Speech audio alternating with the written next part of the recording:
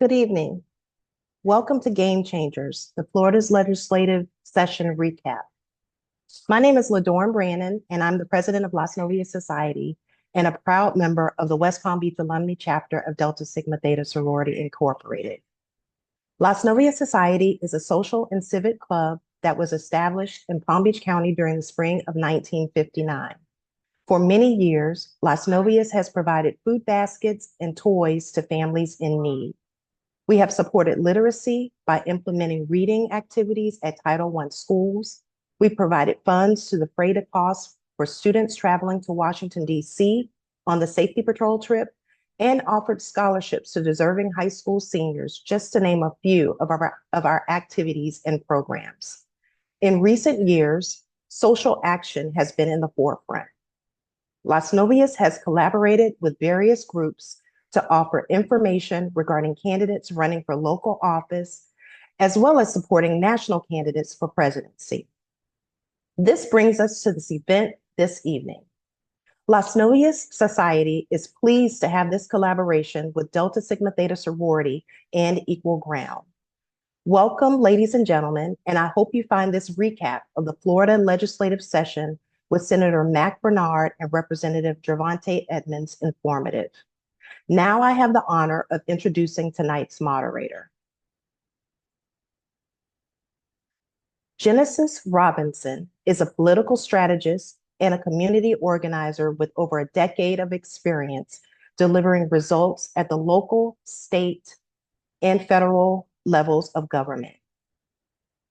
He serves as the executive director of Equal Ground Education Fund and Action Fund, Florida's preeminent Black-led voting rights organization.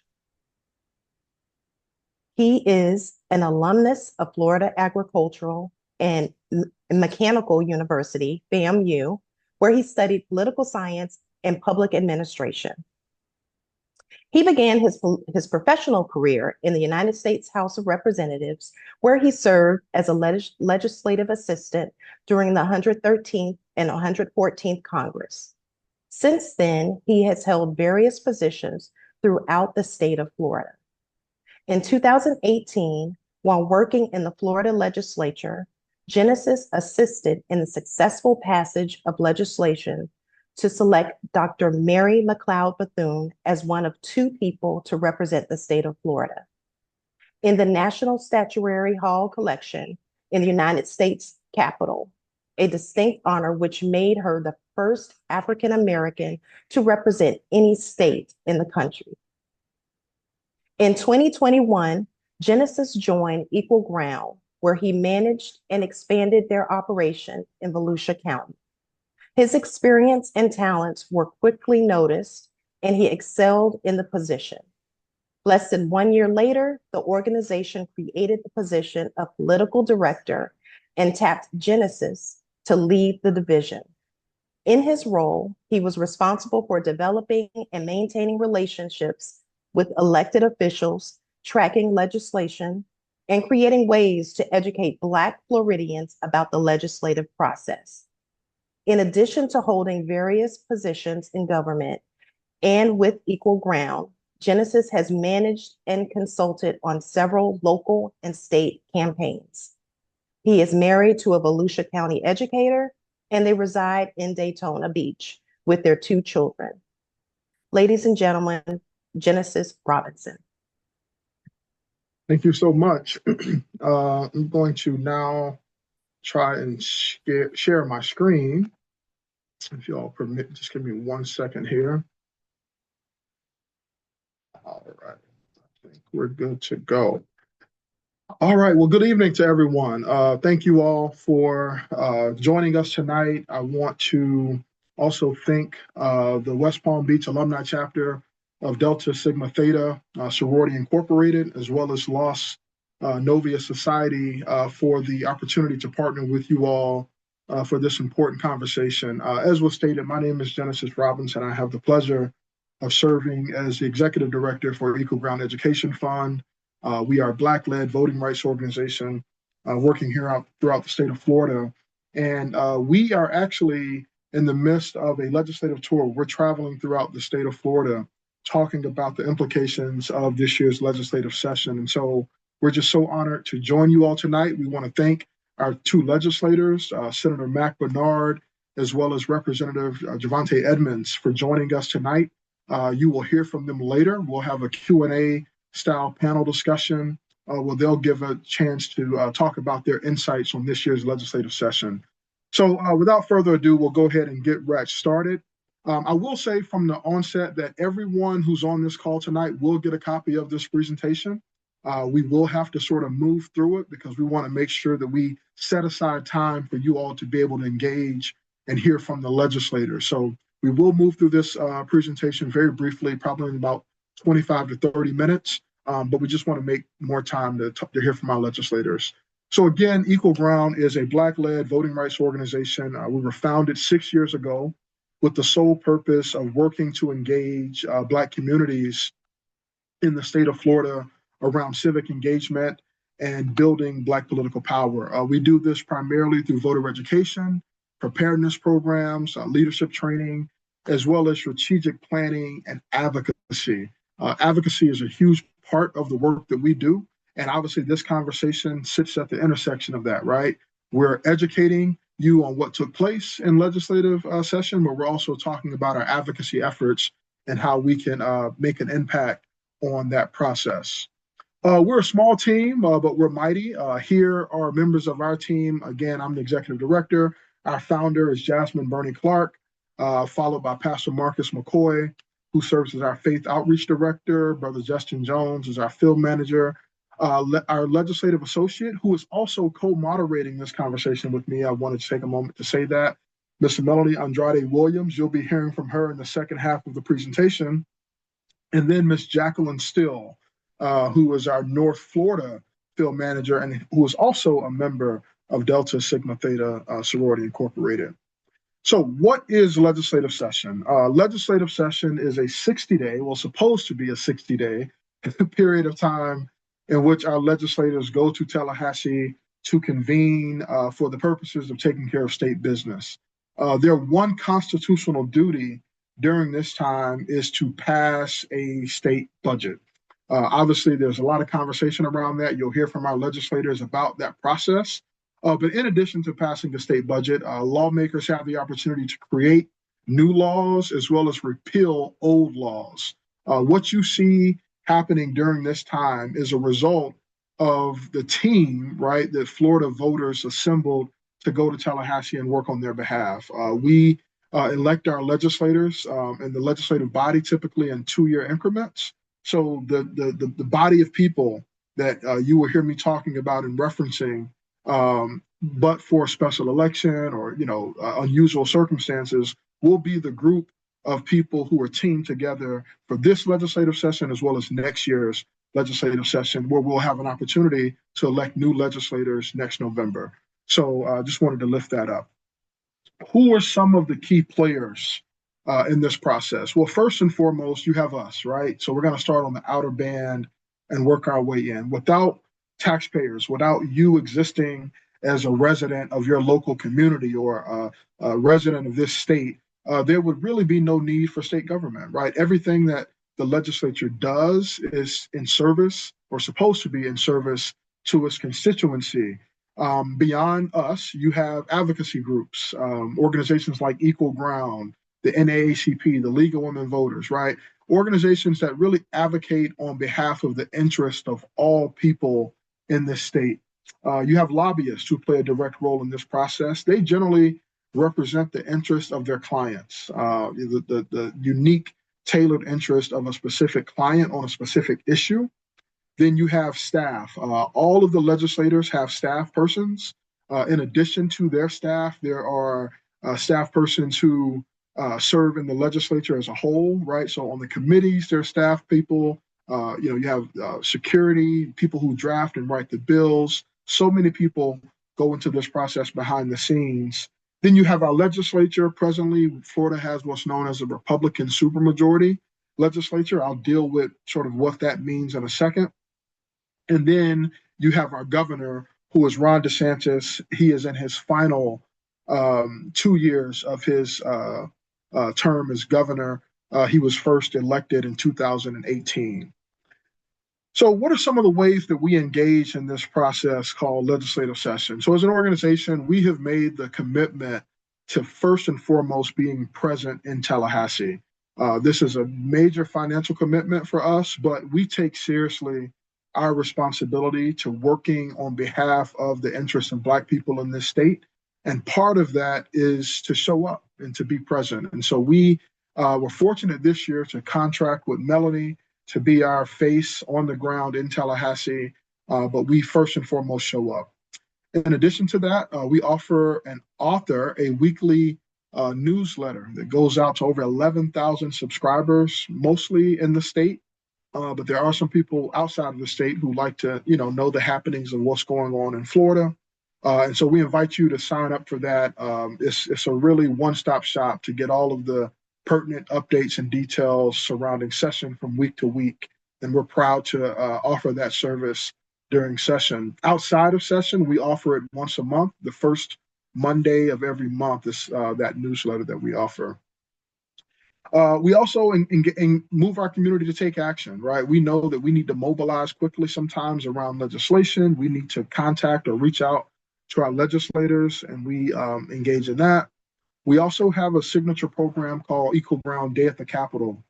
This is where we bring everyday folks to the Capitol to see, touch, feel, and really get an experience of what it is like to walk the halls of our state capitol and to engage with our lawmakers. And so it's something that we're very proud of. We put a lot of time and attention and effort into that. And then coalition building and truth telling. We know, simply put, that we can't do this work alone, and we need to expand our reach, right? We have to expand the people that we partner with to carry forth this work. And that's why coalition building is important. And then lastly, truth telling. We engage in that because we want to ensure that the narrative is clear on what is happening in our communities, right? There are those who would have you to believe that everything that's done in Tallahassee is fine and dandy and, they're in total agreement with it, but we simply know that's not true. And so we stand in the gap to make sure that we're engaging, to make sure that we tell the story and the narrative of what's happening on the ground and how the laws being passed in Tallahassee are impacting people on the ground. So I mentioned earlier that we have a supermajority legislature. Simply put, what that means is that at least 2/3 of the members in the House and the Senate belong to one particular party. And in Florida, that just so happens to be the Republican Party. Now, this is a nonpartisan conversation. Equal Ground, as well as our partners who are hosting this call tonight, are nonpartisan. However, we want to illustrate and show you the dynamic of what is in Tallahassee. So out of the 120 seats that exist in the House of Representatives, 87 of them are held by members of the Republican Party. So the reason that I like to sort of give the context before we dig into the presentation is everything that you'll hear me talk about tonight, you have to view through the lens and the reality that Republican leadership is who sets the tone for policy and everything that happens in the legislature, right? As you can see, Democrats are outnumbered by over 2-1, right? So when you're looking to hold your lawmakers accountable, when you're talking about what happened or what didn't happen, keep into account who holds the balance of power in Tallahassee. Over in the Senate, we have 40 members in the Senate. 28 of them are held by Republican members. 10 of them are held by Democratic members. There's one no party affiliation. You all may have heard in the news recently, the former Democratic leader resigned his post as leader of the Democratic caucus in the Senate and changed his political affiliation to NPA. And then there's one vacancy due to the death of the late, great Senator Geraldine Thompson, a longtime lawmaker from the Central Florida area who passed away earlier this year. And there will be a special election to fill her seat next Tuesday. So as of next Tuesday, we should at least have somewhat of a sense of the pathway to have a full Senate. The final election, the general election for that race won't be until September 2nd, I believe. So we have a little ways before they officially fill it, but that is a safe Democratic seat. And it is expected that whoever wins the primary next Tuesday will likely go on to be the senator.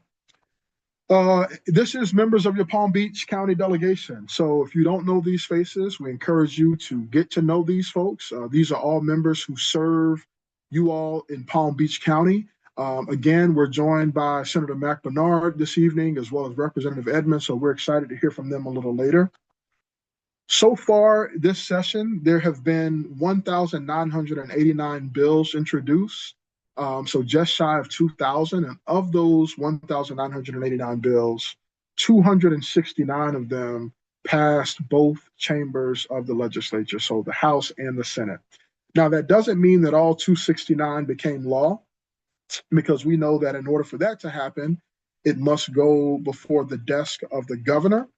And we can see here that the governor has taken action on 165 of those bills. Now you may see a discrepancy for those of you who are paying close attention in the bills passed both chambers number being different than what I just said. Well, as the members will talk about, and we'll talk about in a second, this year legislative session went into overtime. And so yesterday there were a few bills that were considered by the legislature, which did not account for that number. As you can see, this number was last updated as of June 13th. So again, so far, a little north of 60% of all the bills that have passed have been sent over to the governor, and the governor is still waiting presentation on about 88 bills, which that number actually is higher now because of what happened yesterday. So I want to, briefly frame out what this legislative session was, right? This was a unique session, unlike one that we had ever seen before. It was extended to June 16th, 45 days past the original date of when it was expected to end on May 2nd. What we saw this session was major legislation stall. We saw dissent amongst Republican leadership. The governor of our state is known to sort of be a strong governor. Throughout his tenure as governor, has really gotten all of his legislative priorities with ease. However, we also know that this is the first legislative session in which the governor's fate, his political fate in the short term, has been decided, right? It's no secret that ever since Ron DeSantis came onto the scene, he desired to be president of the United States. And this was the first legislative session going into the session where that was clear that he would not be. And so I say that because when you look at the past legislative sessions, you can't help but, compare that to this year with in terms of how he fared on his legislative agenda. A lot of the things that he wanted to get done just simply stalled out. And so that is coupled with the reality that, members of his party know that he doesn't really hold as much political power over them, but also with the reality that he is a lame duck governor. He's leaving office next. We will be voting on our successor in the 2026 election. You also have to take into account the Hope Florida Medicaid fraud scheme, which we'll get into later. And then also, this is a session in which the legislature worked together in a bipartisan fashion to override over $57 million in funds that the governor had vetoed out of the budget. So the legislature came together in a bipartisan way to overturn that. Again, another signal and sign of the governor's waning political power. Before we get into the crux of the policy bills and things like that, wanted to give you all awareness that there is a redistricting case that has been heard around the state redistricting. There was a 4-day federal trial up in Hillsborough County where there was where there's a attempt to get the state to redraw the boundaries for the state legislative districts. Essentially, what happened here is when the state drew the boundaries back in 2022, the lawsuit is alleging that the state packed all of the Black voters from Hillsborough as well as Pinellas County into one district to diminish their voting power. And so now there's been a challenge. We're waiting to hear what the ruling will be, but the implications of this could mean that the state is forced to redraw the boundaries for state legislative districts. And as plaintiffs in the congressional case, which many of you may know about, this is something that we thought was of interest, and we just wanted to share that update with you all. So now we'll go ahead and get into the meat of the presentation.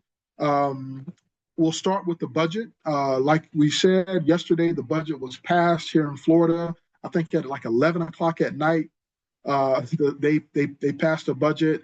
We have a $115 billion budget that's being presented to the governor.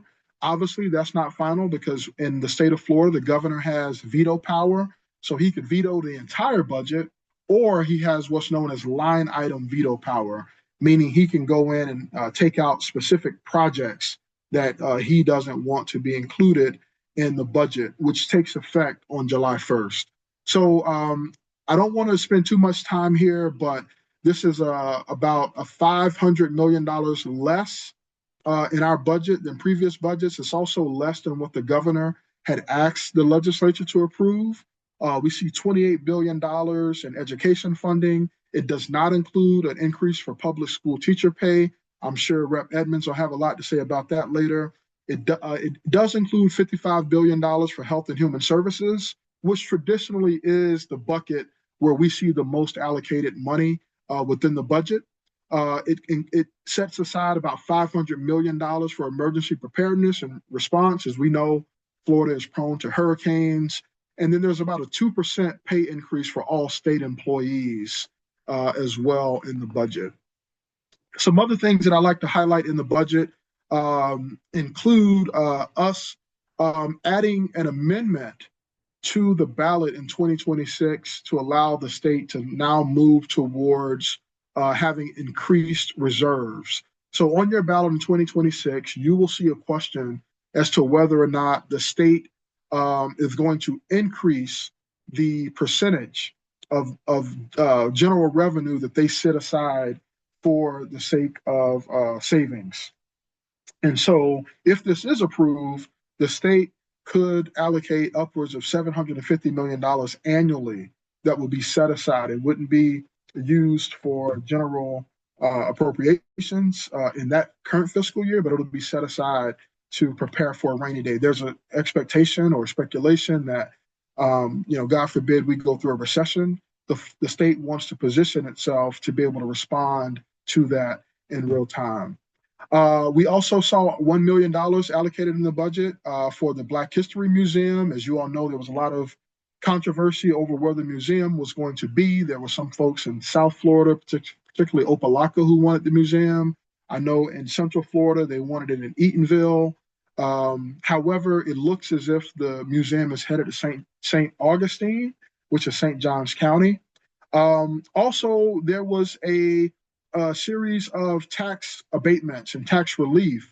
Initially, the budget fight and why they even ended up going to overtime in the first place was over the issue of how we wanted to pass off tax savings. And there were some who wanted to implement a sales tax relief of 0.75% to reduce sales tax in the state. And there were some who wanted to eliminate property taxes. Well, neither side really got their way.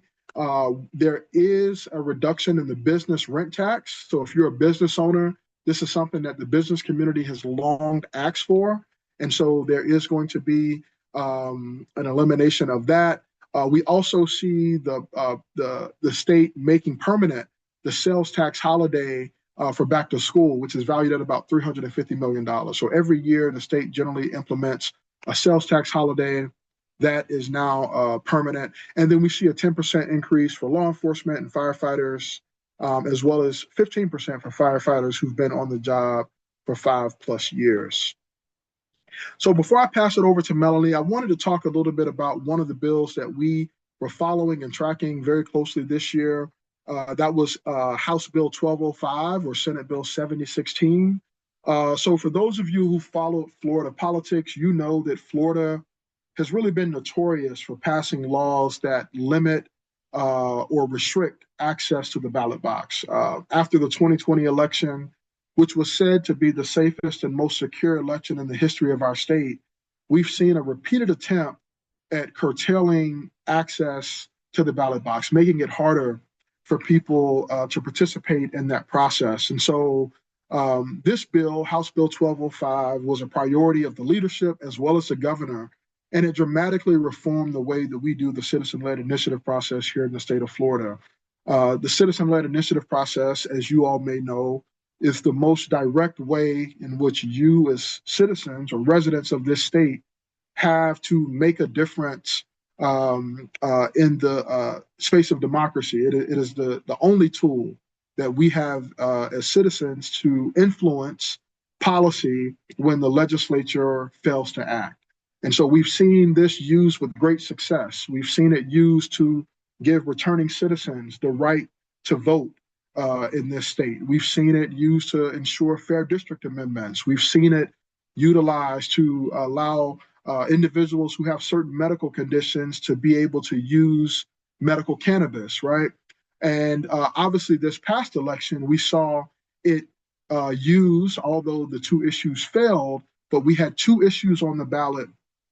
One that dealt with the issue of allowing abortion to be protected by our state constitution, and then the other, which would have allowed for recreational cannabis. Well, both of those amendments failed in the 2024 election, and that's in part because Florida has a threshold of 60% in which all of our ballot initiatives must be approved. And both of those initiatives fell just short of capturing the 60%. And so they failed. But, you know, that was too close to comfort for some. There are some politicians who believe that, you know, the power that's afforded to you as a voter, the power within this ballot initiative process is too much, and they want to rein it in. And so this bill sought to do just that. It now requires that those who are collecting petitions to get something on the ballot must register to be a circulator. And so you cannot collect no more than 25 petitions. If you collect more than 25 petitions, you can now be subject to a third-degree felony in the state of Florida. You also must now be a citizen and a Florida resident to collect petitions. And then you also cannot have, you must have also, if you're a returning citizen with a felony conviction, you must also have your voting rights restored if it was for a specific offense. And then lastly, it cuts the deadline for ballot petition turned in from 30 days to 10 days. And so obviously, as you can imagine, there was a legal challenge to this. Floridians Decides Healthcare filed a legal challenge immediately after this passed. They sought an injunction. The court did issue a partial injunction. And so major portions of this bill were prohibited from, or will be prohibited from going into effect on July 1. So that's just some information that I wanted to share with y'all. I'm going to now pass it on to my colleague, Melanie, who's going to take us a little further, and then we'll have the conversation with our two legislators. Melanie, thank you, Genesis. Thank you. Good evening, everyone. So I don't want to delay. I know we have a panel that you all are looking. Can you all hear me? Yes, we can hear you. Okay. So the first bill I wanted to share is a bill that unfortunately was defeated. However, this was a bill that we championed. This was our main voting rights package bill, the Harry T. and Harriet V. Moore Florida Rights Voting Act. This bill is a bill that all of the bad things that have been put into place over the past few sessions, especially, it would have not only gotten rid of those, but it would put into place what would make Florida a pro-voter state and a pro-democracy state. Things like preventing vote dilution and discrimination on the basis of race and language, making sure that minority groups, especially Black voters, have an equal opportunity to the ballot box, expanding language access for Floridians who don't speak English, strengthening pre-clearance protections, some simple things like making Election Day a holiday so that people can go out and vote for the people who do like to wait until Election Day to cast their ballots. Same day voter registration. So, you know, things that seem simple, seem like a no-brainer, shouldn't be a political issue because this expands access to voting for people of all political parties, right? Making voter registration automatic, that's a big one. Instead of registering to vote when you turn 18, you should automatically be a registered voter. And then another one, this was a huge change that was made in a recent session, which is making vote by mail requests permanent again. So this is something that unfortunately now with every passing election, you do have to continuously re-request your vote by mail ballot to be sent to you by mail. And so another piece of this bill would have been to include prepaid postage for your vote by mail ballot to come with your ballot. In some counties, some supervisor elections already do that, but it is not a requirement. And then one of the last big things, among many other things that this bill would have done, is to create a database. So, you know, in 2018, we passed Amendment 4 overwhelmingly, way over 60% of the vote, which was an amendment to get returning citizens who completed all aspects of their sentence to allow them to automatically be registered, to be eligible to register to vote. Right after that, the legislature instituted in 2019 what we call a modern day poll tax. Essentially, those returning citizens have to first pay off all of their fines and fees before they can register to vote. And the issue there is that, you know, we have 67 counties, 67 clerks of courts in the state of Florida, and there is not one uniform process or one uniform place or database for returning citizens to go to make sure that all of their items are taken care of so that they can register to vote. So this sought to amend that. Next slide, please. And we're saying Harriet T. and Harriet V. Moore. And so we wanted to let you all know a little bit about who this bill was named for. This bill is named after a couple you all may have heard their names before. They were activists and organizers here in the South doing the good work of registering and mobilizing Black voters. And unfortunately for that, they paid the ultimate price. They were targeted by KKK members.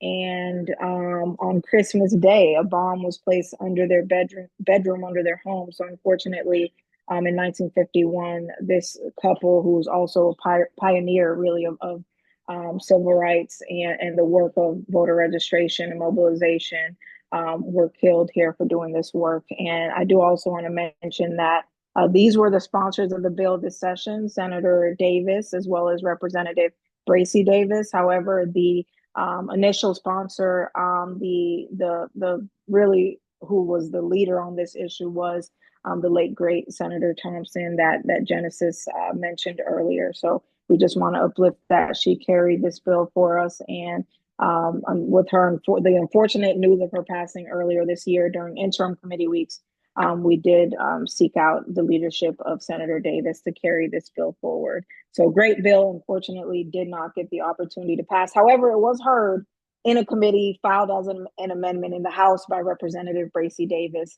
So we did have our time to be on record and speak about all the good things in this bill. And it was actually heard when this bill, this bad elections bill, HB 1381, was up. This is a bill that probably would have moved further if session was not scarred and marred by the drama and the infighting of the Republican Party, the leadership and the Hope Florida scandal. I think that this bill will likely be back.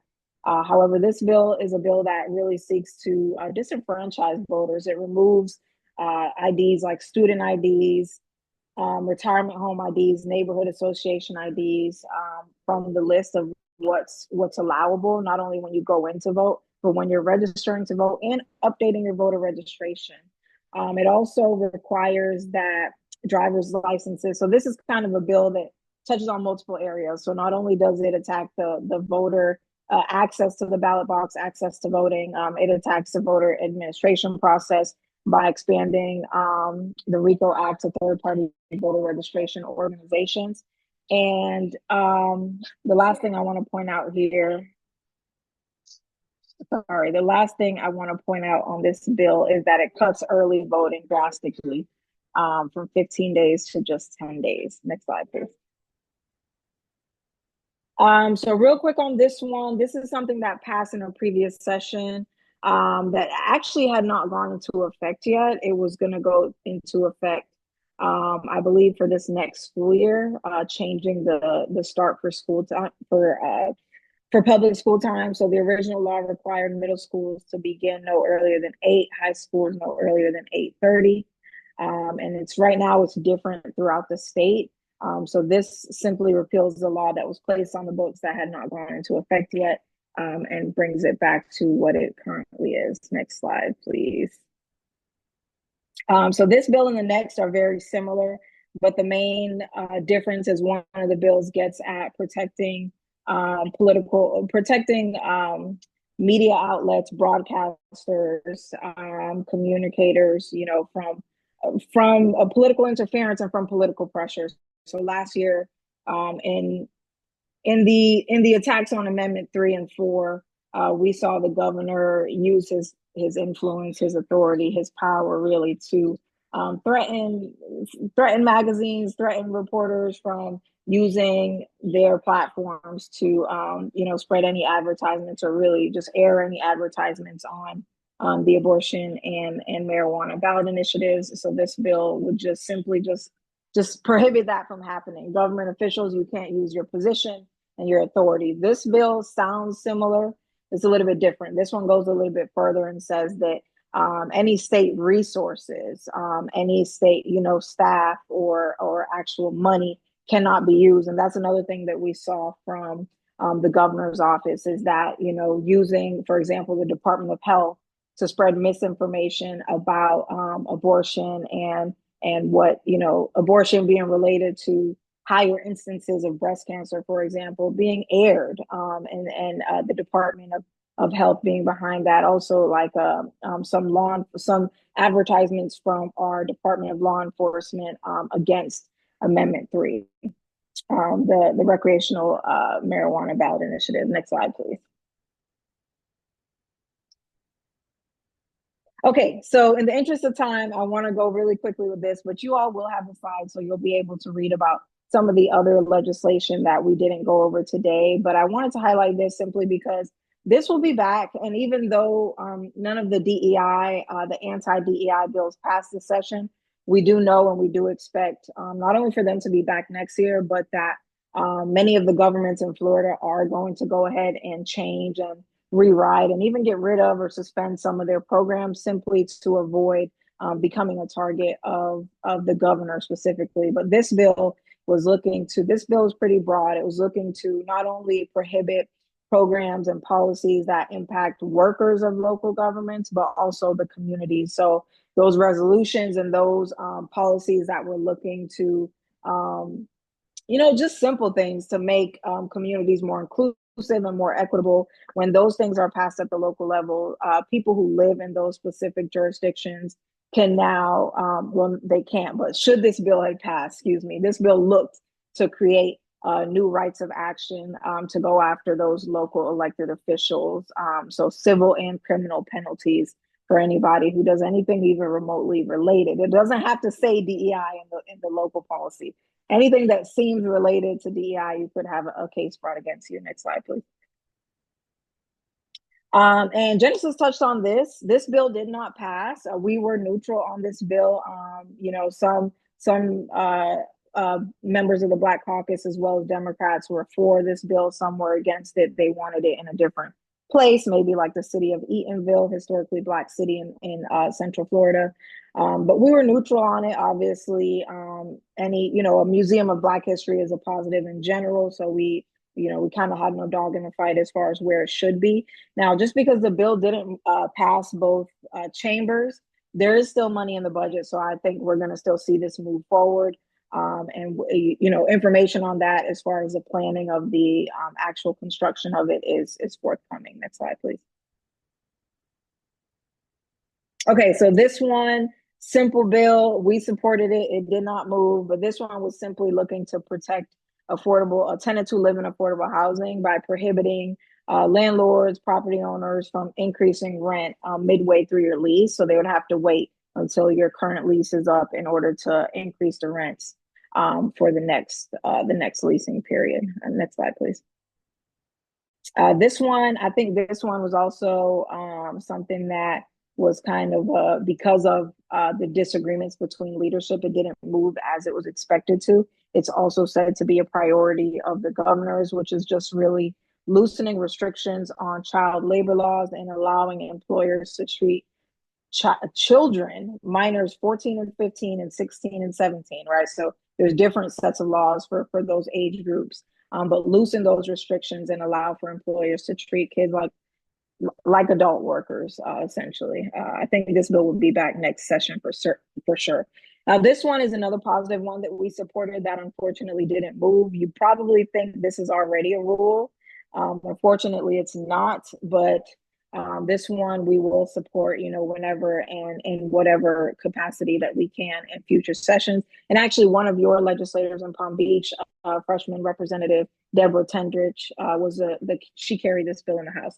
This bill was simple. It was just saying that a utility company cannot disconnect your utilities when the heat index is going to be above 90 degrees or below 32 degrees. This is obviously intersectional. It's environmental as well as an economic justice issue. Next slide, please. We like to just share some of the wins that we have, especially when we're in this super majority, right? And of course, we don't just have Democrats in our Black caucus. We do have Republicans as well, but we do like to share and highlight some of the wins. You do have a couple of members from, well, actually, Senator Bernard and Representative Edmonds. So we included some of their wins as well. They'll be speaking with Genesis in a little bit. Next slide, please. All right, so we have to give you all the reminder, and obviously this is virtual, so you don't have the handout in front of you, but you will get that in our follow-up email along with other materials.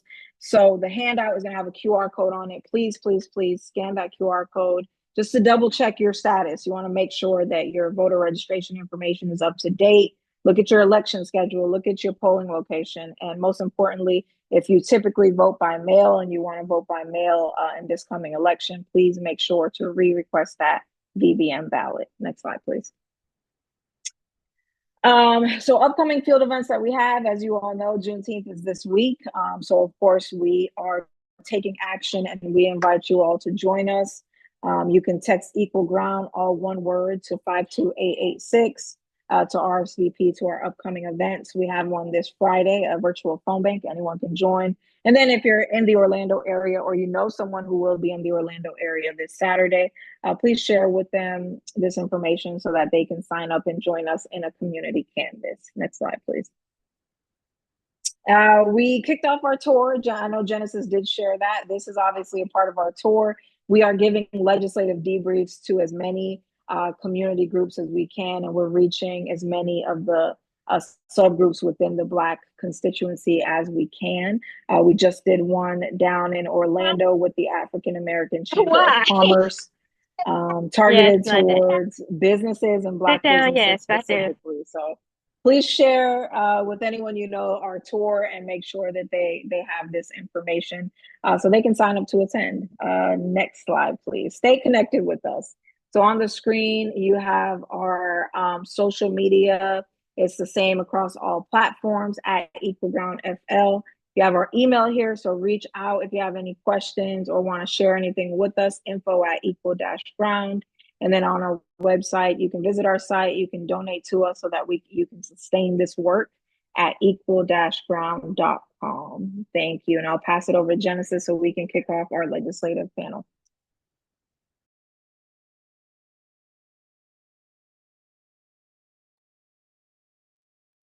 Excellent. Thank you so much, Melanie, for carrying us through the second half of that presentation. My camera's not working.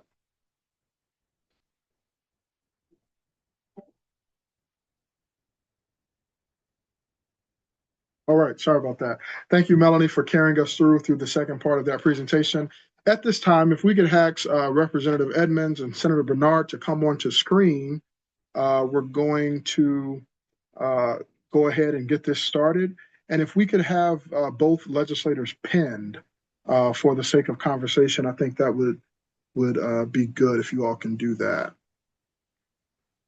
All right, well, good afternoon or good evening, gentlemen. Thank you all for being here. I know you're probably exhausted from, having just traveled back from Tallahassee as you were up late last night, passing the state budget and doing your job and service to the people of your districts. And so want to just first give you both an opportunity. Senator Bernard, we'll start with you to, say hello, introduce yourself, and to just, give an impression of what your thoughts about this legislative session meant for you. Senator, you're muted. It shows he's unmuted though. Sorry. Good evening, everyone. My name is Mac Bernard, State Senator for District 24. Just want to thank Genesis and Melanie for this presentation. And I know both myself and Rep. Edmonds, we don't even have to give a presentation after the great job that y'all did. But, with me coming into the Senate, this was my first legislative session in over 12 years since I used to serve in the House.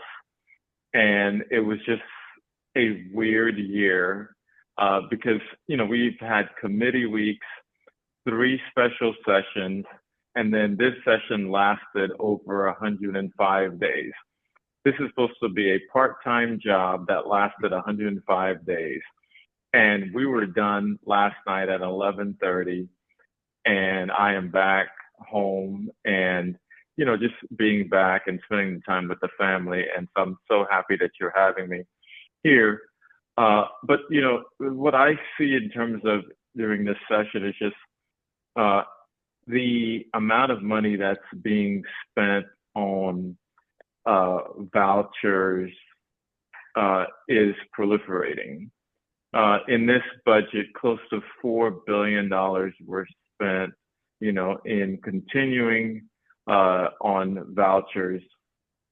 And in the state of Florida, we're kind of like at 500,000 students who are on vouchers. And that is close to over a third of the total vouchers around the entire country. Now, just think about it. A third of the vouchers around the entire country. And so, so what we have to do is, as we are fighting the good fight, we have to make sure that we are continuing to fund our public schools because the vultures are out and they want to do everything in their power to just deconstruct our public schools. And so I'm so glad that we have people who are here who are fighting to make sure that we are protecting our public school system. And, for us in the Senate, it was also a weird session where our minority leader switched party and resigned. And also, but in Palm Beach County, the silver lining was the fact that the new minority leader is Lori Berman, who is our new minority leader, and she's from Palm Beach County. And so we're excited about her leadership and how she took, she was assertive and she was able to guide us during the last 8 days of session and through the special session. So I would say, it was bumpy, but we were able to pass session, and we'll be able to talk about the budget a little bit. I know Representative Edmonds, he's worked very hard on the budget, and we'll talk about that a little bit later. But thank you for having me. Sure, thank you. Rep. Edmonds, floor is yours, sir. Thank you so much, Genesis and Melanie. Just to echo the sentiments of Senator Bernard, phenomenal job, spot on. And thank you for all the advocacy you actually do in Tallahassee, being boots on the ground, seriously. To the organizers, I know you all very, very well, and I just want to say thank you for assembling this call, especially one day after session. What great timing, I got to tell you. And so, as we talked about, we passed a $115 billion budget, almost $500 million less than what it was last year. So we can see a consistent reduction of expenditures that we're trying to reduce here in the state of Florida. Just to put it in perspective, though, about how much money we have in the state of Florida, if Florida was a country itself, it'll be the 15th largest economic engine in the world. So Florida has almost all the resources necessary to produce the results that we truly need. I'm going to talk about, I guess, a few good things that I saw out of session. Is very rare. Genesis talked about the over 200 bills that passed, but you get maybe a handful of bills that you can actually tangibly use and tell your constituents about. So I always have to start with the My Safe Florida Home Program, a $10,000 grant to fix up your home, your roof, your windows, and your doors, and hopefully reduce those insurance prices. And that is probably the best piece of legislation, one of the best pieces of legislation that comes out of Tallahassee. If you wanted me to describe this particular session, I would always say it's a session of missed opportunities. Us living in South Florida, we are keenly aware that everyone is suffering from skyrocketing insurance prices, out of price rental costs. And we did not do anything to address those concerns in the legislature. Granted, Florida is like 4 different states in one, although those who are in South Florida are hurting the most. Just going back to some of the programs that help, we have the Hometown Heroes program, which is going to be our first time home buyers program, along with making sure that we funded the SHIP program, which comes from the State Affordable Trust Fund. The second good bill, I really think that was a good bill that came out of the legislature. It is a bill that basically says if you have paid for any services at a medical facility and you overpaid, that medical facility is now required to make sure they pay you back in a specified date. Who knew facilities were not paying people back that overpaid? But essentially, that was a very good bill that actually passed this session. One bill that I want you all to definitely monitor and pay attention to the effects of it is the banning of phones in the school system. So K through 8 is now no longer allowed to have their cell phones, and there will be a pilot program in the high schools as well to potentially ban them as well. So just to echo just last thing, and I'll land the plane, is that we really saw an intense attempt to really destroy public schools, just to be transparent. There are 84% of kids attending school that are trying to give strength and power to charter schools. One bill that actually passed was the Job Engine Charter School Bill. Basically, it says that a city commission can now turn a public school into a private school. And typically, they would have to get the commission vote, the parents vote, and the teachers vote. And now only the parents and the commission will have that say. So we see that there's constant intentional structure to give charter an overwhelming amount of power. And I'll land it there. Thank you. Thank you both for that. And again, I'm glad that you're home, back to your communities, ready to hit the ground and continue to serve, despite it technically being only a part-time job. Senator Bernard, I know you served on the county commission. You've long done a lot to really present policies that help those who are in need. And I know this year you filed legislation around rent stabilization and housing affordability. Could you talk a little bit about, the importance of addressing Florida's rising unaffordability crisis? Rep. Edmonds talked about the My Safe Florida program and, obviously how it is going to help hopefully bring down homeowners insurance. But could you talk about why that's such an important issue for you? Well, thank you very much, Genesis. When I was on the county commission, we worked with the community in Palm Beach County to pass a housing bond and that was a $200 million bond to address workforce and affordable housing in Palm Beach County. And now at the state level, myself and Representative Tendrich, we worked on trying to address these rent increases for our affordable housing tenants. The way that it works is when you sign a lease, what they do is if the rent increases in the midterm of the lease, let's say you agreed to pay $1,000, and let's say HUD changes the amount to $1,200, so they can change it in the middle of the lease. And so that is the legislation that we want to continue to work on. It was heard in both the House and the Senate, but because of just everything that was going on with bills dying at the end, we just did not have enough time to have it properly to be heard throughout the session. So that's something that we're going to continue to work on. And also what we've done also during this session, and Representative Edmonds will also be able to talk about it, we do make sure that we are bringing resources back to Palm Beach County in terms of improving our roads. And because we spend a lot of time in terms of getting money for water projects in our municipalities, in our cities.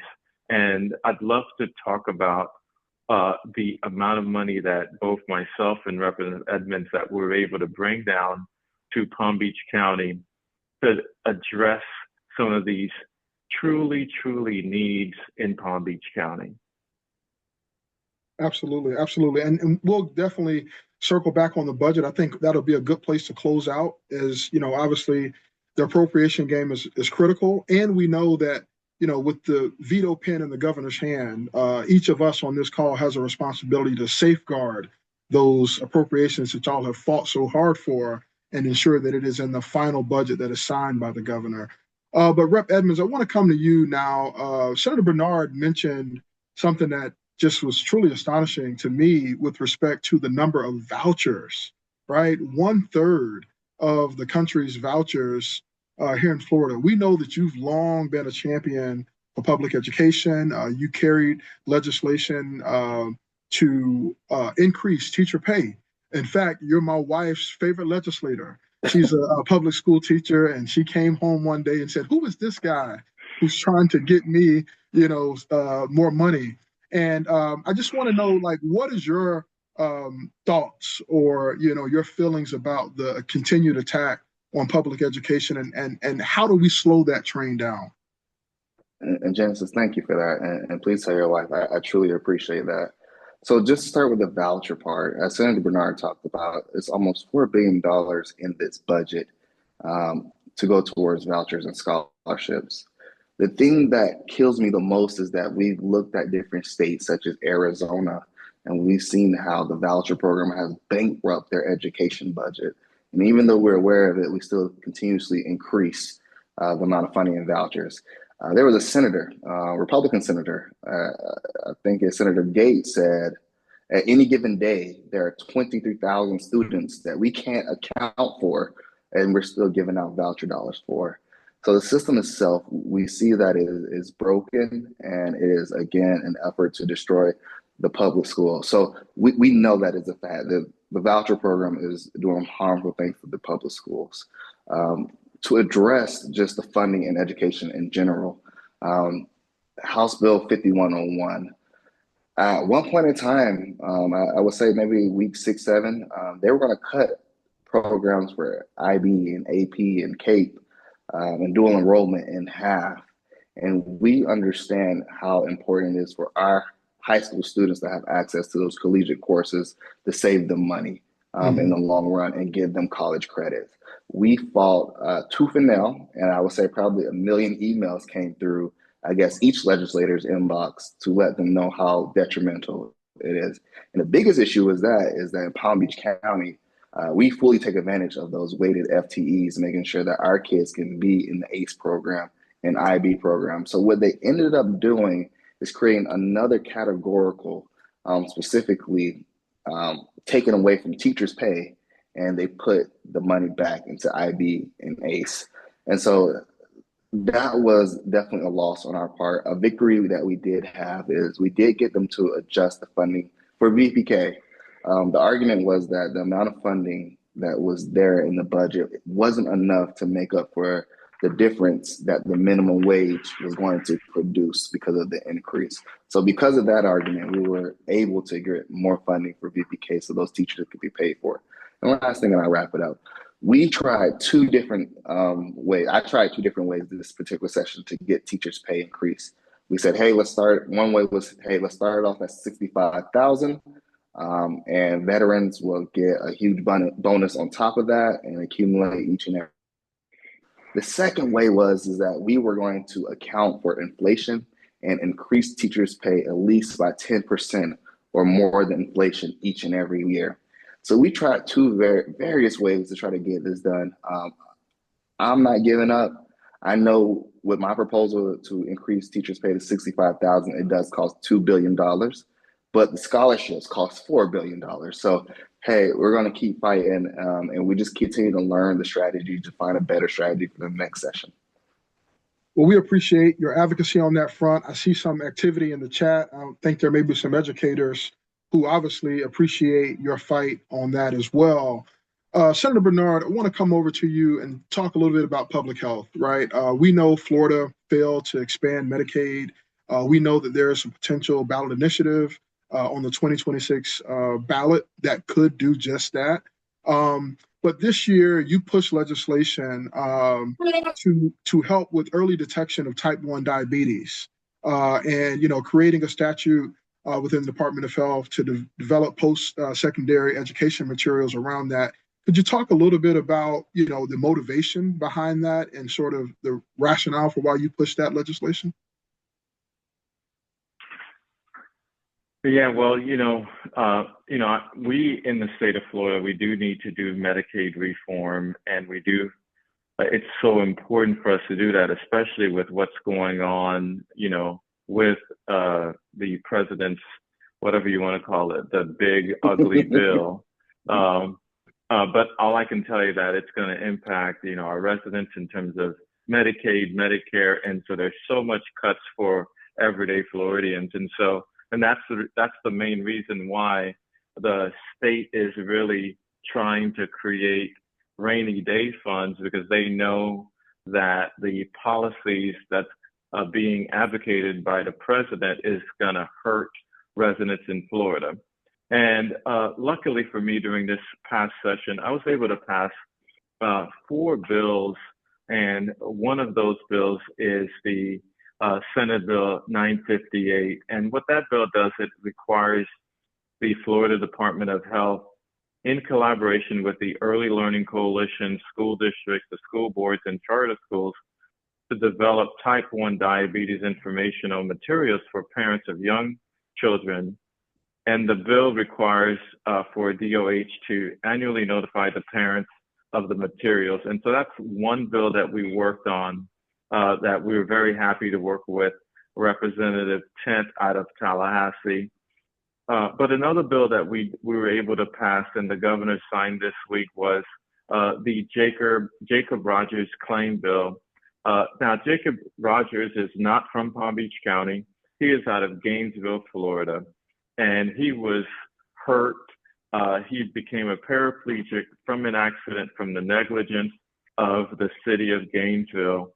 And we were able to file that bill, and the governor signed that bill, and he was awarded $10.8 million that he was able to recover. It's been over 10 years, and the city of Gainesville has been fighting him. And me coming in, we were able to pass that bill. And another bill that we passed that it's not dealing with health, but it's HB 181. And that is with Representative Diane Hart. And what that bill does is it amends the Florida statute to require that the Florida Department of Corrections to provide the Florida Commission on Offender Review information on an inmate's use of vocational training, substance abuse treatment, and educational self-betterment programs. And what this bill says is it requires the commission to review that information in determining whether to modify an inmate's presumptive parole release date. So that's a bill that most people probably didn't realize that we worked, Representative Harder and I, she's been in the legislature this was like, I believe, her 7th session. Yeah. And we worked on this bill and we were able to pass that bill. And then finally, my 4th bill that I was able to pass was a family law, HB 901, which is a family court reform bill that aims to increase oversight in terms of court-appointed psychologists. And that's to ensure custody evaluations are conducted ethically and in the best interest of the child. So we're able to really work on four bills that pass, and we have many bills that we want to work on during the next legislative session. Thank you for that. And I'm going to come right back to you on something because, passing legislation is already difficult. I believe you all both were on the presentation when we talked about the dynamics of the supermajority in Florida. And as a Democratic lawmaker in a supermajority Republican legislature, could you speak to how you were able to find the bipartisan support to get those pieces of legislation across the finish line? Well, thank you. First of all, you have to have great sponsors on both sides in terms of the House. And the Department of Health bill, that was with Representative Tent out of Tallahassee, and she worked it in the House, and I worked in the Senate. Representative Hart, she's been dying for years to get this bill heard, and we were both able, it was just the right opportunity for us to run this bill. The claims bill, that was a Republican sponsor that ran that bill with me, and so she's from Palm Beach County, she's new, and she was able to run the bill with me and pass. And the other bill was a Republican out of Miami. So, my bills were diverse. I ran a couple of bills with Representative Edmonds. And so those are bills that we're going to continue to work on. But passing bills are one thing, but what's also important is really when you pass a $115 billion budget, it is very important for you to bring resources back home. And of course, we'll get a chance to talk about some of those nuggets that we were able to bring home, and hopefully the governor, it avoids the governor's veto pen. Yes, hope so. From your lips to God's ears. Representative Edmonds, I want to talk a little bit about, this juxtaposition of, passing legislation, but also the nuance of being able to get provisions of a bill that may not have passed into another bill that is moving. And we saw that with you this year. You had House Bill 43, which dealt with tenant protections. And so while you were not able to move your key bill, you were able to get provisions of it added to another bill. Could you tell us a little bit about that? Yeah, thank you for that question. And I really echo the sentiments of Senator Bernard. It really does matter your sponsor and your subject. And to your point, Genesis, to be in the House when you're one of 33 against 87, you honestly, you gotta not care about who gets the credit. That is the biggest advice that I've gotten and I've seen in other legislatures. The My Safe Florida program, that is a major bill that was passed by a Republican, but that is a Democratic ideal. And Yes. so we always have to be mindful of us being in a super minority that if we really truly want to get something done, your name may not be behind it, but at least it helps the 23 million Floridians. Absolutely. Thank you for that. Now, before we get over back to the budget and talking about the appropriations, I can't end this call without giving you all an opportunity to sort of weigh in on a major scandal that sort of broke mid-session, and that obviously is the Hope Florida situation. I said earlier when sort of framing how we're viewing this session that the governor seemingly has lost some political influence, right? For all the time that you all have been there, he hasn't really struggled to get his priorities across the finish line. Yet this year, we saw major priorities of the governor stall out. We saw Hope Florida request funding, and it was not included in the budget. Could you speak to first, your thoughts on the Hope Florida scandal, and then two, what impact do you think that had on the governor's legislative agenda? Well, so in regards to the Hope Florida scandal, this is something that that's going to continue to plague the governor and the first lady between now and potentially if she decides to run for governor in the future. But what I can tell you, Genesis, is whenever you have a session where the governor's not happy, the president of the Senate is not happy, and the speaker is not happy, that means most likely that it was a better session for everyday Floridians. And so, because it's when everyone is happy, that means that they've screwed the residents. So I just think that from the perspective of the budget, everyone was not happy they didn't get everything that they wanted. And sometimes that's not bad for everyday Floridians. Okay. Rep. Edmonds, you care to weigh in on that? Honestly, I think I haven't heard that perspective that Senator Bernard gave, but I think that's spot on, and it makes a lot of sense. It's good that we didn't pass the over 300, 400 bills that we typically pass. Well, one thing I will say though, the Hope Florida was something big, but what was also big for me was sitting on the state administration committee and finding out that the Department of Management Services could not find 2,000 vehicles of the state worth $57 million. And so what I did see this year is that we saw a lot of gaps and mismanagement in taxpayer dollars. So I can't say I'm a Doge supporter whatsoever, but I am in support of the government being more effective with taxpayer dollars. And we saw that in different departments where we have employees of the state of Florida who are working outside the state. In certain circumstances, that may be allowable, but for the positions that we were looking at, such as engineering and IT, all those positions should have come from Floridians and making sure that we can put money back into the pockets of those who are from Florida. So we saw a lot of those issues, and there's a variety of more in ACA. We saw the secretary. If you look at the budget, it's odd because the budget now ties some of these secretaries' salaries to making sure that they can fix the mistakes that we found throughout session. And the last thing I thought that was interesting, and I'll close here, is that our attempt to subpoena insurance CEOs after finding out that they put billions into shell companies, after finding out just recently some CEO of insurance companies getting paid $50 million a year, which that's crazy. But what I'm saying is we found a lot of gaps in the system this year, and I'm proud that we're doing things to at least fix it. Yeah, thank you. Thank you for that. You mentioned and touched on fiscal responsibility, right? Mismanagement of funds.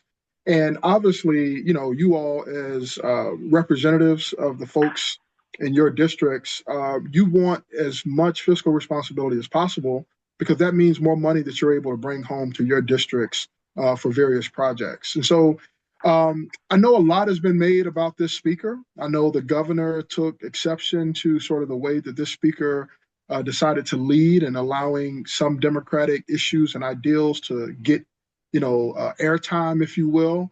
And I know a lot of Democratic lawmakers were able to have projects included in the budget. Could you talk a little bit about what those projects were and what they're going to mean for your local community?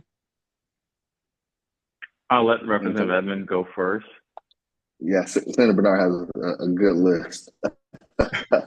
And so out of that $115 billion budget, about $2 billion of those dollars are addressed for member projects. The average Democrat gets about 6 projects, whereas the average Republican gets about 16. The average Democrat brings home about $4 million. The average Republican brings home about $23 million. In total, the Republicans on the House side received $2 billion, and the Democrats received $110 million.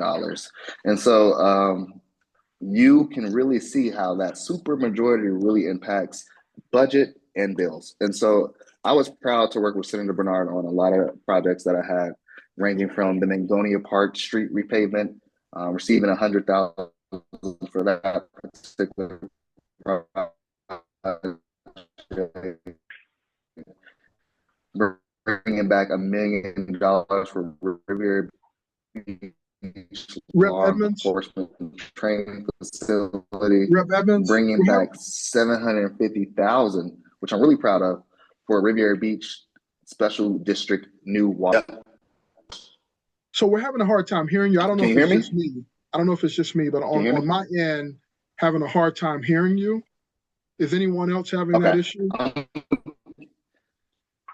I'm gonna kick it to Senator Bernard, but we did bring home $6 million.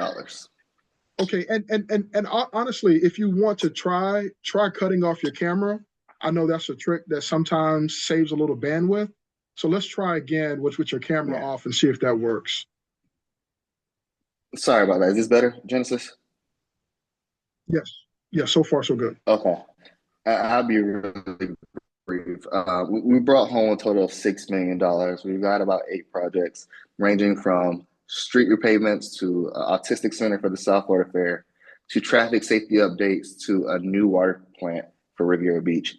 I want to thank my companion, Senator Bernard.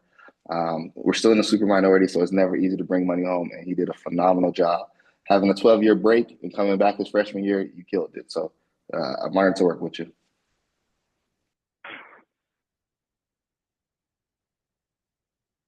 Yeah, thank you very much. And just, before I talk about the budget, I just want to let everyone know, sometimes it is not just about the bills you pass, but it is working with, Equal Ground and the entire community to kill bad bills. And one of those bills was, they wanted to add guns on college campuses. And that was heard in the Criminal Justice Committee, and we were able to kill that bill. There are some Board of Trustee members that the governor wanted to really change in the Northwest Florida in that Pensacola area. And there are some of those trustees that he wanted that we were able to deny those confirmations. So those was very important, even though those are not bills that you pass, but those are things that we're able to do for the residents of the state. For me, in regards to budget, I was able to have 29 projects funded and over $20 million that was approved in the budget. In regards to the city of West Palm Beach, we received close to $10 million for the city of West Palm Beach. Roosevelt Elementary School program enhancements, we received $875,000. So we've worked on in Riviera Beach, the law enforcement training facility center. We got $500,000. Curry Park, $700,000. In Lake Worth Beach, Lantana, we received funding for their water projects. Lake Worth Beach also did. Even Australian Avenue. This is a project that I worked on at the county commission. We were able to receive over $800,000 for the Australian Avenue improvement that the city of West Palm Beach residents are going to be happy about. We worked on funding for Lake Park, Mangonia Park, West Palm Beach, so downtown signalization phase 2, we got $1.5 million. Fern Street crossing of over $3 million. So we went to Tallahassee and we were able to work with our representatives in the Senate to be able to bring these dollars to our residents for Palm Beach County. So thank you. Oh, that's phenomenal. And thank you both for the work that you did. I am a former legislative aide, both in the United States Congress and the Florida House of Representatives. And I can tell you that what your legislators have been able to accomplish in terms of appropriations in the environment that they currently serve in is a tall order, and it is not to be taken for granted. And we owe you a great debt of gratitude for that, because it will tremendously improve the lives of so many in your communities, and it will be much needed resources. You Senator Bernard know, as a former elected official at the local level, the impact and the need for those funds. So thank you both for that. And I also just want to say to the folks listening is that, we have a responsibility to use our voices to ensure that those funds are protected.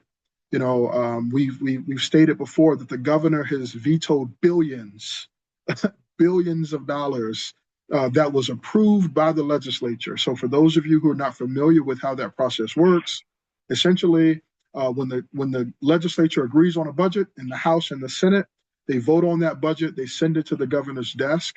The governor in Florida, he can veto the whole budget, which is unlikely as the fiscal year starts July 1st. But he does have the power to go in and say, well, I don't like this project or I don't like that project. And so we have to be vigilant. If you have the time, reach out to the governor, ask that the governor approve the budget as it is to preserve those funding aspects that were included in the budget. So we had a few questions in the chat, and I'm going to encourage you all to, again, put some questions into the chat. But I just wanted to lift up one of the questions that came over from one of the folks in the audience, and it had to do with the My Safe Home program being funded this year. The question was, has the funding increased? Do you all know if the funding increased for that program? So last year we put 100 million into that particular program. This year we put another 100 million, but if you look in what is the section called the back of the bill, there's another $80 million allocated for it. So it did get funded, and you are very correct. That money goes within weeks. So if you do have an application out there, please give me or myself, Senator Bernard, a call, and we would try to make contact with the CFO's office to at least find out the status of your application. Yes, thank you for that. And again, for those who may have missed it, the My Safe Florida program is a program that the state implemented to assist residents with hardening their properties to allow them not to be as susceptible, to storm damage, hurricanes, and things of the like, which in return could have an impact on your homeowner's insurance, which we know is a major crisis here in Florida. And the next question was, when it comes to student vouchers, is there a way to amend the bill to stipulate that students seeking vouchers must have attended a public school for at least 3 years in order to qualify for the voucher? In regards to amending the bill, I'm sure they can always file, someone can file legislation to do that. But at the end of the day, with a supermajority in Republicans who rep in the House and in the Senate, will that take place? I don't think that both the House and the Senate would do that, because it's not a secret that they get funding from those tax credit voucher folks who benefit from it. And so I don't see that under this environment that it will pass. Yes. Yep. And Go I ahead. agree 1,000%, Senator Bernard. I will say Senator Gates did put a bill out there to hold school districts accountable, that they would count their students twice a year rather than one time a year. And that was supposed to help with calculating the amount of scholarships supposed to be giving, and to make sure that they're counting all heads in that particular charter school, or whatever the case may be. They also have assigned the dollars, they have assigned the dollar to the student ID now, trying to create more transparency of the funding. Thank you. All right, gentlemen. So as we prepare to close out, I just have 2 more questions, and then we'll turn it over to the leadership to close us out. As we look to the 2026 session, which for those of you listening will start in January, Florida alternates the start time of its legislative session. So this year was from March, supposed to be until May, but as you can see, it's June. And next year we'll start in January with the end time of March. What are you all looking forward to the most? What are you excited about? What should folks be sort of cautiously optimistic about when it comes to going into next session? As we know, that process will begin pretty soon with committee week starting later this year. Well, you know, committee weeks will start the first week of October, which means for the people who are listening, if you have budget ideas, you know, think about it over the summer, because the sooner that we can start filing these appropriation requests, the better for us. I know for me, I plan on going to every city that I represent to try to get them to get the budget requests, the appropriation requests as soon as possible.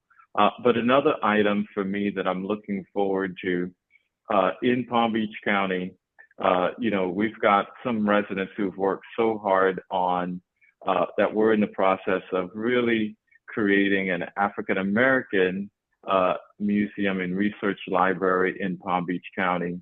And going into my second session as a senator, I will be seeking funding for that museum. And so, because that's a big priority for me, but for the Roosevelt Alumni Association, the residents who've been fighting for this museum for years. I know there are other museum ideas taking place throughout the state, but that's a priority for me. And I'll be putting a lot of resources and energy in terms of getting appropriations for that museum for next year. Excellent. And you all, again, I do want to apologize that my camera is taking up some bandwidth. So I do apologize again for not being on camera. But what I am looking forward to is what we decide on this discussion on property taxes versus insurance and how we deal with it. I was appointed to the Select Committee on Property Tax Relief. There were 5 proposals put forth. I think all of them were terrible. And I think we really have to find a solution, whether that's increasing the homestead exemption on a scale related to inflation, but something has to be done. And I think the true answer is making sure that we address the insurance companies. Again, there were a lot of good bills put forth. House Bill 941 said basically, if there is a hurricane or storm, an insurance company can't drop you afterwards. Very simple, common sense legislation. Wasn't heard. So I am looking forward mostly is how do we address the insurance crisis that we have here in the state of Florida. This year was pretty good for appropriations, so I am looking forward to working closer to my companion, Senator Bernard, and a few other senators as well to make sure that we can bring a lot more money home for Palm Beach County. And let me add one thing real quick, Genesis. Also, it's not legislative that I'm going to be looking at, but recently I was appointed to serve on the nominating committee for the Public Service Commission. And the Public Service Commission are commissioners that are appointed by the Senate. Well, the governor choose whoever he wants, but it's got to be approved by the Senate. It's got to be confirmed by the Senate. But I will be on the nominating committee, and there will be 2 open slots that will open up during, I believe, before January of 2026. And so being on the nominating committee, I look forward to getting information from people who are from Palm Beach County throughout the state so we can get the right people who can be on the Public Service Commission, because they are the ones who really regulate the utilities that are charged to everyday Floridians. And so it's not legislative, but that's something that I'm really looking forward to working for our residents in the state. Well, thank you all both. And as we get ready to close out, I just want to give you all one more opportunity to, leave any closing remarks or call to action that you would like to leave with the audience tonight. Rep. Edmonds, we'll start with you and end with Senator Bernard. Okay. I want to say to the host organizations, please do not stop this momentum. Whether it's after session, before session, y'all have 45 people on here during dinner time. This says a lot. These people, our people, need to stay informed. It's not just elected officials, but making sure we are joining local boards for the city or in the county there is a place for everyone to get involved and engaged.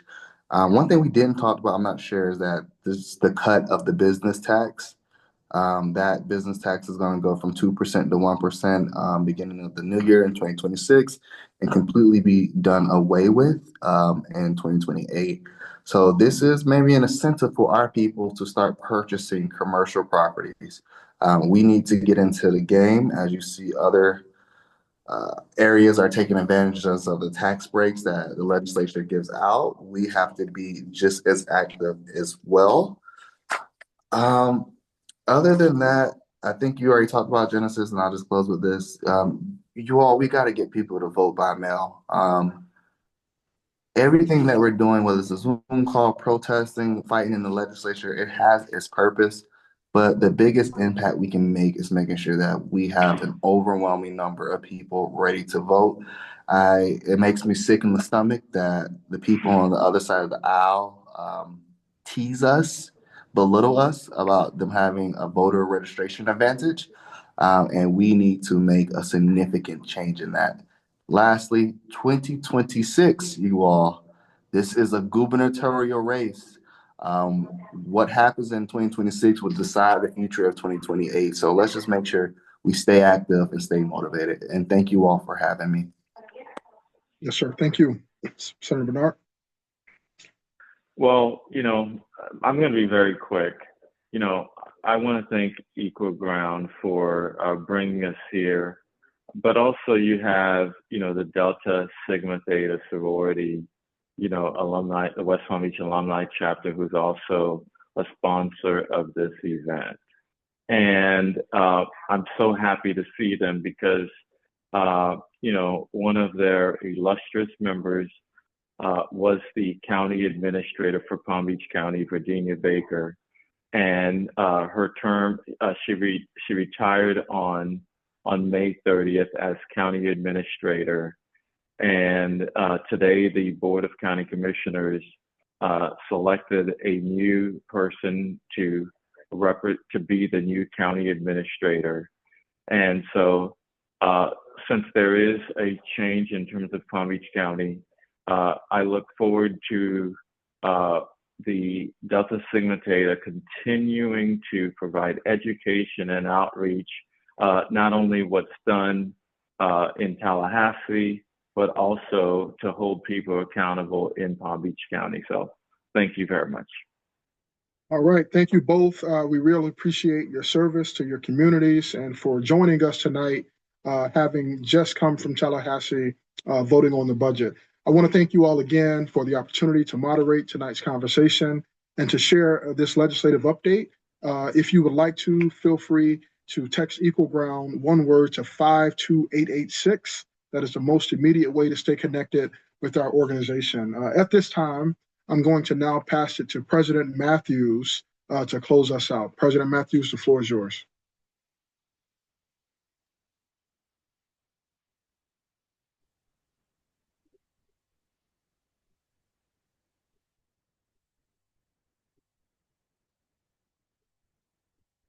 Excuse me, President Williams. President Williams, the floor is now yours. Forgive me.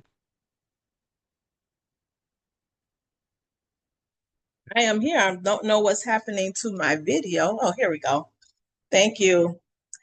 Thank you so much to our partners, the Las Novias Society and Madam President, my soror, LaDorn Brennan, and Mr. Genesis Robinson and Michelle Williams of Equal Ground for very well presented and informative opening presentation. And to Senator Mac Bernard and Javante Edmonds, thank you. Thank you for the ability to establish relationships and work across the aisles and continue to, and for your humility to keep the big picture in mind and not focusing on getting the credit, but to enable to get legislations passed for the lives of the residents of Florida and our local community. We are especially thankful for your dedication, faithful service, and willingness to work overtime to get the job done. And finally, to our Social Action Committee chaired by my soror Tiwana Williams, and the Technology Committee chaired by Tiana DuPont Roundtree. Thank you so much for conducting this informative and much needed session. And to our attendees, thank you so much for taking the time out of your schedule for joining us tonight. Please scan the QR code that will be put up on the screen to give us your feedback on tonight's session. Tech team, you're going to put the QR code up before people start to leave so that we can get that done. And thank you so much, everyone. Please scan the QR code before signing off. We really appreciate your feedback. Thank you and good night.